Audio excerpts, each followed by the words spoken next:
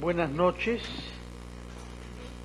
Es un gusto para el Centro Cultural Inca Garcilaso tener esta noche en nuestra mesa a dos grandes especialistas de sus respectivas disciplinas y ambos han aceptado confluir en su trabajo, en su reflexión, en su disposición al diálogo para comenzar un ciclo dedicado a la arquitectura, a la vivienda y a la renovación urbana.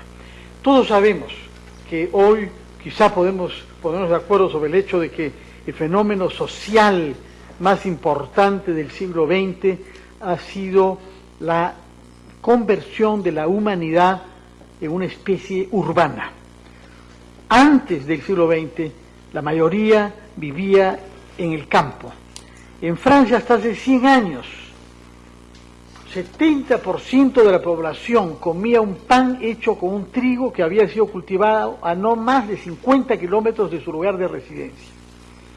Esa era la relación con la tierra en un país industrializado hoy como es Francia. Ahí, como en América Latina, como en China en las últimas décadas, hemos asistido a una concentración muy brusca de las poblaciones rurales en las grandes ciudades.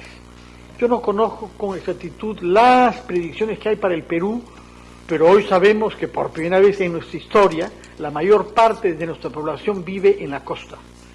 Y se prevé que dentro de 20 años el número de ciudades mayores de 1 millón de habitantes, que concentrará a un porcentaje creciente de nuestra población, seguirá desarrollándose.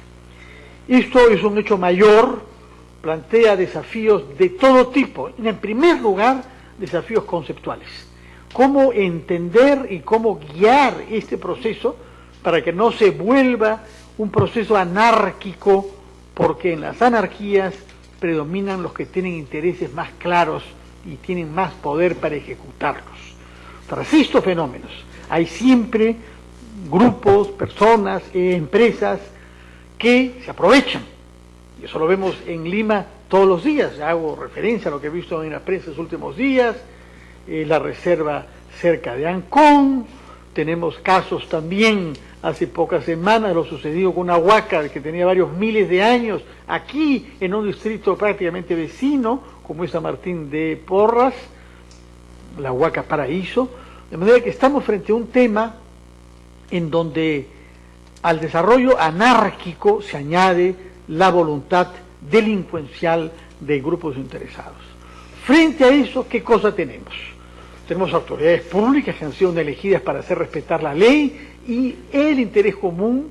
Con frecuencia, esas autoridades públicas no tienen orientación clara, no anticipan, no prevén, no saben definir el marco normativo que haga compatibles los intereses legítimos de vivienda digna de todos los ciudadanos con las garantías de un medio ambiente físico y mental inadecuado. Cuando digo mental pienso sobre todo en la agresión cotidiana que representa en nuestra ciudad, sobre todo en todo el Perú, el tráfico. Y un detalle al cual yo soy particularmente sensible, disculpen que hable de mis problemas personales, que es el ruido que el tráfico genera. Uno a veces viaja a otras ciudades y dice, pero ¿por qué? Algo raro, porque nadie toca el claxon. Y por ejemplo Guatemala, ¿no? En donde estaba hace poco hubo la anécdota famosa de una persona que se enfureció que le tocaban el claxon, pero entonces bajó y mató a la persona, y desde ese día dicen que nadie más osa tocar el claxon al que está estacionado delante. Acá el claxon es considerado como un recurso normal, Yo maldije esto durante mucho tiempo, y también el tema de las alarmas. Es otra característica de nuestra ciudad. Las alarmas de los autos y de las casas tienen una legalidad extraña. Yo no tuve auto durante varios años, después de haber vivido fuera de Lima 30 años. Regreso y yo me niego a comprar un auto. Esto me parece que es negativo, suicida, atenta contra mi equilibrio mental. Finalmente el taxi es barato, la gente es simpática, uno se entera, puedo peruanizarme más rápidamente, y así viví como un peatón feliz hasta que acepté trabajar en el centro de Lima y que llegó mi hija para vivir conmigo. Una hija adolescente sin auto es más difícil, sobre todo el verano, en fin. Entonces compré un auto. Y todo lo que yo había repudiado sobre las alarmas, me lo tuve que tragar desde el momento en que me vendieron un auto con una alarma inmanejable, autónoma, autosuficiente y proteiforme. Porque cuando le pedí que me retiren la alarma, que estaba contra mis principios y contra mis prédicas de varios años, me dijeron, pero si yo retiro la alarma, señor, no se podrá cerrar la puerta, porque está todo articulado de una manera tal que hay un cerebro comercial que está ganando plata con estas alarmas atadas a la apertura automática, etcétera. Por supuesto que detrás de todo esto hay la desconfianza. Sabemos que los peruanos somos campeones del mundo en este tema. Los índices del Latinobarómetro muestran que es el país latinoamericano que menos confianza tiene en sus autoridades en general, no solamente las políticas, atención, también las municipales, las religiosas, las parlamentarias, etcétera, etcétera, etcétera. Bueno, confiamos solamente en la amistad, que a veces interpretamos de una manera un poquito ligera también. Bueno, vuelvo a nuestro tema central. Nosotros queremos contribuir a una reflexión sobre estos fenómenos y por eso hemos invitado a dos especialistas diferentes. En primer lugar, el arquitecto Bengolea, José Bengolea, que es un reputado crítico de arquitectura y que ha orientado sus intereses profesionales hacia el urbanismo y el planeamiento urbano. Esto lo ejerce sobre todo en el marco de la UNI, la Universidad de Cana, en estas disciplinas en el Perú, aquella que garantiza finalmente como universidad la mayor independencia de intereses creados particulares. El señor José Bengolea tiene también experiencia en proyectos concretos, pienso sobre todo en lo que viene realizando en el RIMAC, y tiene también una experiencia internacional porque ha trabajado con organismos internacionales consagrados a esto. Junto al arquitecto, es decir, al hombre del terreno, al hombre que sabe lo que es la piedra, el cemento, las dimensiones, los metros cuadrados y la legislación para construir y para no construir, que es quizás lo más importante, porque ese es un tema mayor en él y aquello por el cual yo tengo una gran admiración, que es la defensa de los espacios públicos. Es decir, aquellos espacios en los que no se construye, son públicos. Y bueno, yo que estamos frente a esta pequeña plazoleta San Pedro, como ahora 70% ha sido tomada por una caseta que están construyendo algo secreto, no se dice qué, subterráneo, me doy cuenta. No hay a dónde pasearse, está a respirar. No hay ni siquiera a dónde manifestar, porque esta es una plaza con muchas manifestaciones. Su defensa de los espacios públicos y su trabajo de sensibilización de este tema merece todo nuestro respeto y hace que su presencia aquí sea más que justificada. Junto a él tenemos un punto de vista disciplinariamente diferente, que es el del doctor Pedro Jurinovich, que es un historiador. Los historiadores tratan de relativizar nuestras cuitas y nuestras alegrías de hoy, poniéndolas en una perspectiva de largo plazo. Ese es su trabajo académico, pero también responsabilidades institucionales y prácticas, habiendo dirigido instituciones tan complejas como el Instituto Nacional de Cultura, hoy Ministerio de Cultura, durante varios años. Es en el ejercicio de esas funciones que yo lo conocí, yo sabía de él antes, pero lo vi personalmente por la primera vez en tanto que tal, y es a él al que se debe, realmente esto merece un aplauso específico, a haber hecho la gestión para que Lima sea declarada Patrimonio de la Humanidad. Así que muchas gracias por eso en nombre de todos los limeños y los que no son limeños, pero que se hallan a gusto en esta ciudad hospitalaria, plural, esperemos que siga siendo así.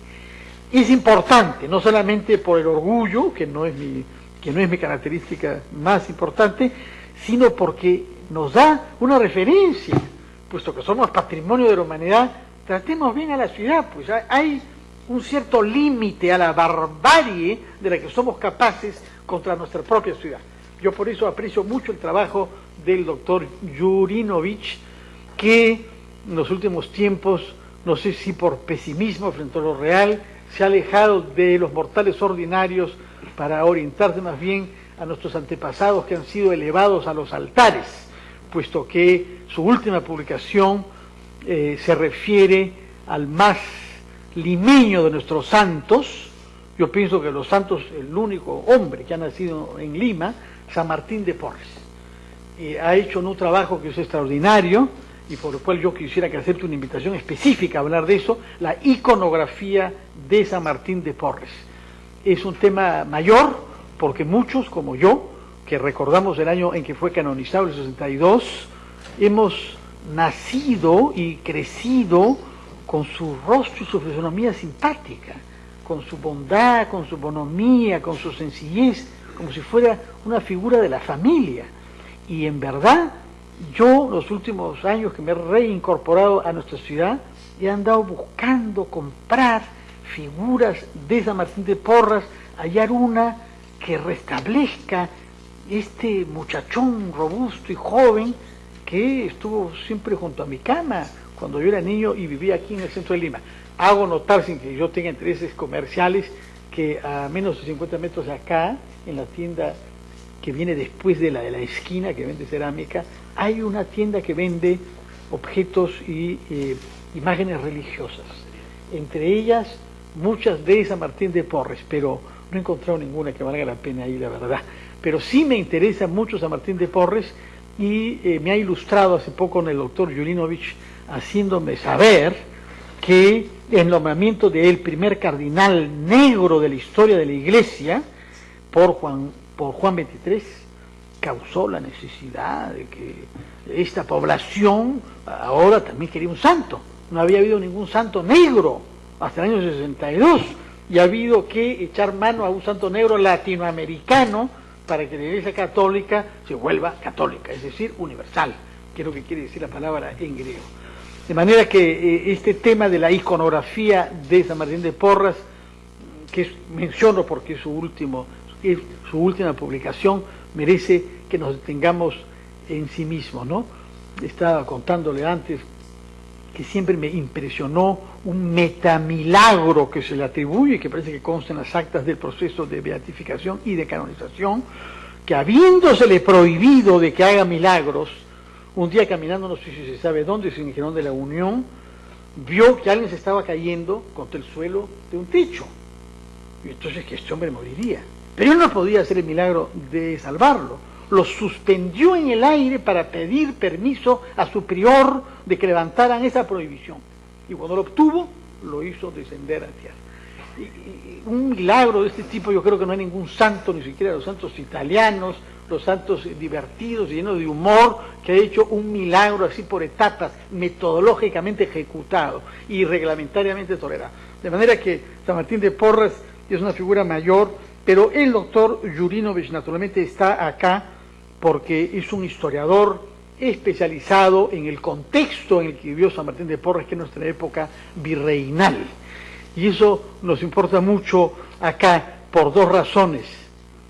Vivían mejor, las condiciones de higiene, las condiciones de salubridad, el tráfico, eran mejores que ahora. Hay esa famosa escena colonial de dos carrozas que no pueden pasar, ninguna quiere retroceder, y los dos duques, marqueses o señorones piden a sus respectivos cocheros que bajen y que se agarren a palos para que decidan por la fuerza física quién debía pasar, y mientras tanto los señorones conversaban animadamente y viendo a su cochero. Entonces, eso es un tema del tráfico colonial, de manera que no hay que mistificar el pasado, ni las aguas servidas en el medio de las calles, etcétera, etcétera, etcétera.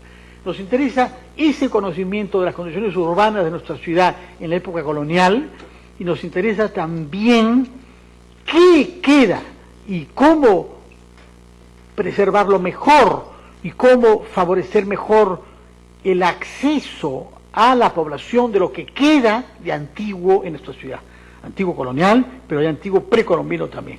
Es por eso que la presencia acá del doctor Jurinovich es para nosotros importante y complementa la perspectiva disciplinaria de él, nuestro amigo José Beingolea.